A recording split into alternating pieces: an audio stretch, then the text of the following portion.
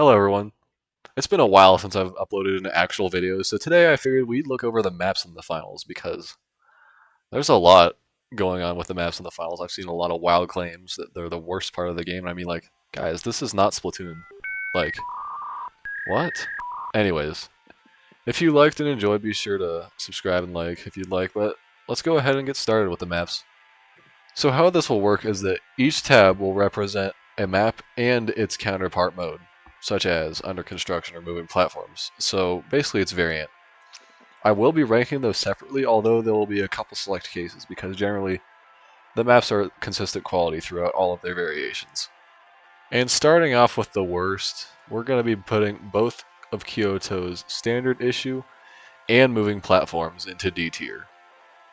And I'm pretty sure the community can agree with me on this one. The bamboo forest on this map is the worst place to fight in the entire game. The bottom area with the lake is where you're most prone to long-range beaming. And even in the buildings there isn't much cover because if you get brought down, you'll just be in another coverless mosh pit with a lot of mediums and heavies likely getting up your business. So, that is why Kyoto is going to be one of the worst maps in the entire game, if not the worst map in the entire game. Even in moving platforms you aren't safe. The terrain makes it really hard to chase these moving platforms, and they probably have the widest and longest paths of any moving platforms map in the game. So you're going to be chasing these down a lot, and if they come to you, you're just going to get a free cash out as moving platforms is really hard to defend on in this map. And honestly, while I'm talking about Kyoto, I might as well put suspended structures in C tier, because at least you get a better version of the map that way. While you still have the unreasonably low quality package of Kyoto, at least suspended structures provides some aerial cover from the largest parts of the map, such as the lake area, which I already discussed, being one of the widest areas for teamfights in the game. And these platforms just provide a lot of cover in the dead center of dead zones in this map, and it can solve that issue pretty decently, but not good enough to move this any higher than C tier, so that's why I put it here. And next up, being in C tier, I guess you could call Sandstorm Vegas an orange version of Kyoto because of how open it is. On this map, it is probably the most chaotic teamfights you will ever be having because the sandstorm destroys most of the close range buildings, so you're going to be prone to long range, medium range, and maybe even in buildings close range fights, and there's not much you can do to defend in this situation because offense on this map is just heavily favored due to the way it's laid out. And while we're covering Vegas, I might as well cover standard issue Vegas because that's at least a little better than Sandstorm. While Vegas, on its right mind, is a good map for most teams and such, it is very biased toward lights, as in the fact that they can get in close to buildings, have a lot of cover from like the slot machines and such, and there's not much high ground for mediums or heavies to play off of. So yeah, while this map does favor short range classes like the light and or shotgun medium if you so choose, this is going to be okay at favoring those short range classes, but not really good enough to move it any higher than B tier in my opinion. And for the last pick in B tier, I feel like Duck and Cover Monaco is just okay at best.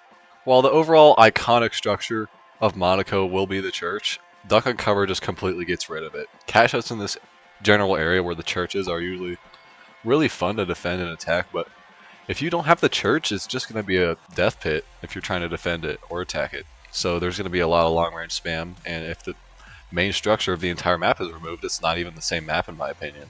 And while we're at it, I'll put both Seoul standard issue and moving platforms here because they're also pretty decent, I suppose.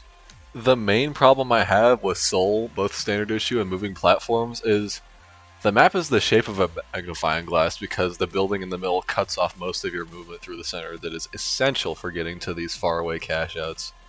And it's just really upsetting to be able to get interrupted by this giant building, and that's why when I cover under construction Seoul later, I'm going to explain the usefulness of this building getting removed. So yeah, I mean Seoul's okay, but I mean it gets much better in under construction honestly. And last off in B tier, I feel like standard issue Monaco would go here because a lot like Vegas, it's really big, not a lot of high ground, close range fights are really prone. However, it does make up for that by compensating with great buildings, even though they may be one floor, and some open areas for some team fights. So, I mean, it's a solid package. It just needs a little bit more to move it into the more fun maps, which I'll get to in just a moment. And I guess I better get to the other parts of Monaco with suspended structures and standard issue. These other two parts of Monaco are a genuine mix-up in my opinion. The buildings are close range, the outdoors areas are long range, so there's going to be more of those kinds of fights, and the forest area is however you want to make it, close range or long range. So while being one of the more fun maps in the game, Monaco is very good for competitive gameplay because there is a lot of areas dedicated for close range, long range, and whatever you want it to be fights, honestly. Next up, I feel like, honestly, every single variant of Skyway Stadium belongs here. Skyway is I'll just say an interesting kind of map. I mean, it has a lot of different areas. All of its versions are decently good, up, down, left, right, especially because of the additional cover and additional platforms, encouraging different playstyles. But mostly, it has low ground, high ground, and close range combat, which is like the three essentials needed for a map to be successful. So, yeah, it's a good map, it's fun, and it belongs in A tier, honestly. Alright, now's the time where I can finally cover Seoul Under Construction, being our first pick in S tier.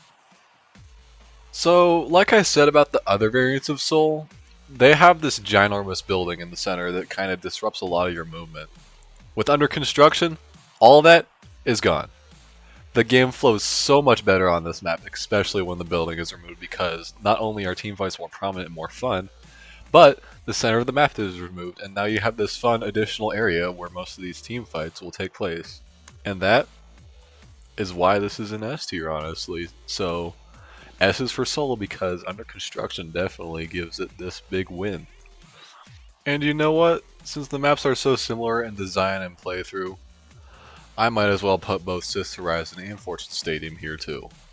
And I mean, these maps are small, but in this game, small means fun because you're going to get a lot more team fights, a lot more scuffles, and the buildings are close range as well, so any class can thrive, not just mediums and heavies.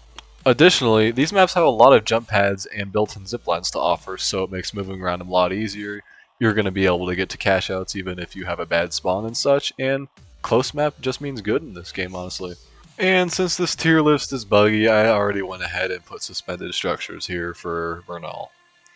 Now, unlike other suspended structures modes, Bernal has a lot bigger suspended structures, which definitely incorporates some more team fighting capabilities, more fun team fights generally, and, I mean, suspended structures, and this map has like barely any high ground, so you can play off of that as well, so yeah, while Bernal is fun by itself, suspended structures adds onto the fun even more. So, yeah, for the final map slash variant in the game, suspended structures Bernal is where it's at, folks. Well, this is my final tier list for this video, and if you liked and enjoyed, be sure to like and subscribe. So, yeah, this was pretty much my opinion on all the maps in the games right now as of Season 5, and pretty consistent overall. However, we could look into some improvements in the future, but that's it for this video, and I hope you enjoyed watching.